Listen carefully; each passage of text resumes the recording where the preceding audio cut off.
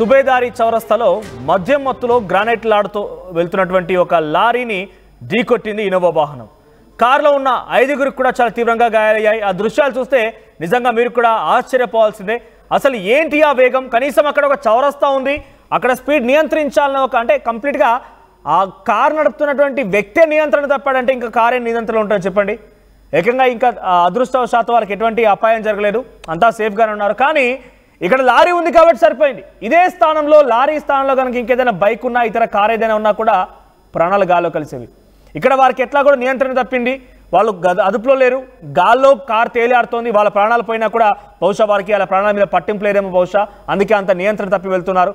కానీ ఆ ప్రమాదంలో లారీ కాకుండా ఇంకేదైనా కనుక ఉంటే వీరి కారణంగా ఇతరుల ప్రాణాలు కూడా పోయేవి. ఇది ఏకంగా హన్మకొండలోని సుబేదారి చౌరస్తాలో చోటు చేసుకుంది. మీరు చూడండి, ఆ కారు వచ్చిన వేగానికి ఒక్కసారిగా లారీ కుదిపేసింది. లారీ అంత హెవీ లోడ్తో ఉన్నటువంటి లారీ కూడా ఒక్కసారిగా పక్కకు జరిగి ఏకంగా ఆ వెయిట్కి, ఆ స్పీడ్కి లారీ కంట్రోల్ తప్పిందని రన్ చేసుకుని అక్కడ ఎటువంటి స్పీడ్లో వచ్చింది కార్ అనేది.